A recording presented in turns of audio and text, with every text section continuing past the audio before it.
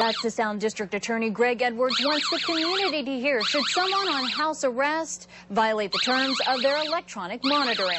The band is indoors, and this is why. Take a look at the thermometer here. It's up to about 100 degrees, and the heat index has been fluctuating between 117 and about 119, and that's simply too hot for students to be out on the practice field. Ben, this is much worse than being called into the principal or superintendent's office. 3 parents found themselves before a judge today in the courtroom behind me facing felony charges. Believe it or not, something as simple as this feather can help save on your energy bill by detecting a draft in your home simply by running the feather around door frames and window frames. There's a little bit of a grassy field, and then there's a used tire location. Now, police have roped off some of this area. We understand that as these robbers fled towards the 900 block of West Gordon, they dropped some of the evidence that they either took from the store or items that they had with them in the field here. More professionals are getting tattoos or body art, and while this is just a temporary tattoo, it's where the permanent ones are that are raising questions with employers. In Albany, they sang, but across Southwest Georgia and nationwide, many are talking about the injustice done to Shirley Sherrod. To really accuse her of being racist, I think it's cruel and unreal. So that's the reason I'm here today. With yellow bows marking the Civil Rights Park, many stood beside her son and daughter, calling for the apologies that finally came late this afternoon. In our quest to restore my mother's good name, we ask that the White House apologize and clearly acknowledge the error of rushing to judgment on the basis of inadequate information. I asked for Shirley's forgiveness, and she was gracious enough to extend it to me, and for that I am thankful. Her family not wanting her to rush back into the job that will likely be reoffered. No, I don't. I don't either.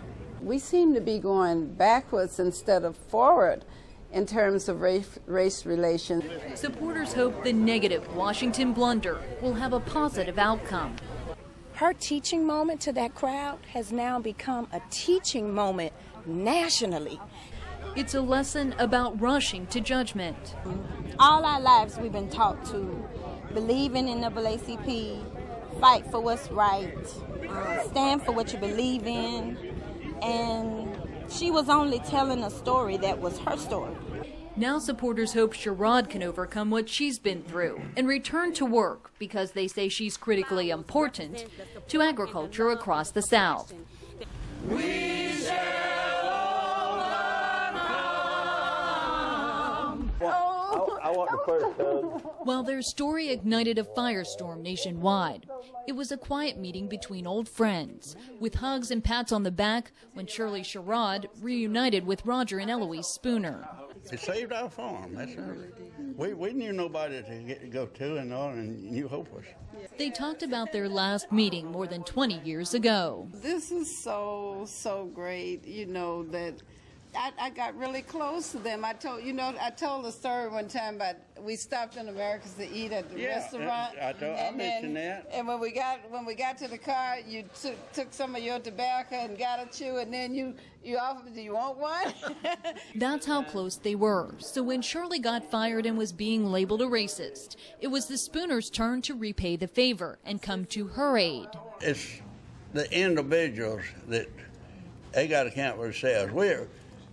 How you act, you got to answer for it. They say the apologies from the president down aren't enough to make up for what their friend and hero has been through. You hurt for life. There ain't no doubt about it. I don't care. I don't care where she goes. No matter where Shirley goes, she plans to keep telling the story that's bound these two families for life. I was in a place in my thinking before I met them. That's right. And how working with them, I moved to another way of thinking, the right way of thinking. It's not about race. No, sir. Both say it's about doing what's right. Jonathan, this is your father. Give me a call.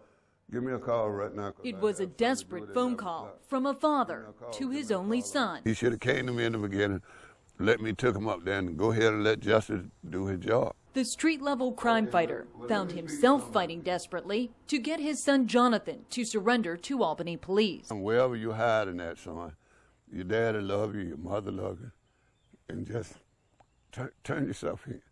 Ross admits his son has a drug problem and has been trying to get him help. He doesn't understand what happened last night on Dervin Street. 21-year-old LaShonda Jones claims Ross stabbed her in the back after a disagreement. You know, I love him and everything. The only thing I can do is ask him to turn himself in, get in touch with me so I can go down to the police station with him. And after he get arrested and stuff, I'll get him a lawyer. Ross has been working with neighbors to clean up Southside streets and blames evils, including access to drugs and alcohol, for the trouble his son's now facing. I come up in the streets and I look at the younger kids around here. They don't have a chance at life. And look how many funerals we done had. Sometimes I help out living funeral home, and I see them kids coming through there dying and stuff. He wants neighbors to do more to fight the drugs on their streets. Ross says in his son's case, he's got to want to get help and feels he can get it, starting with talking to police.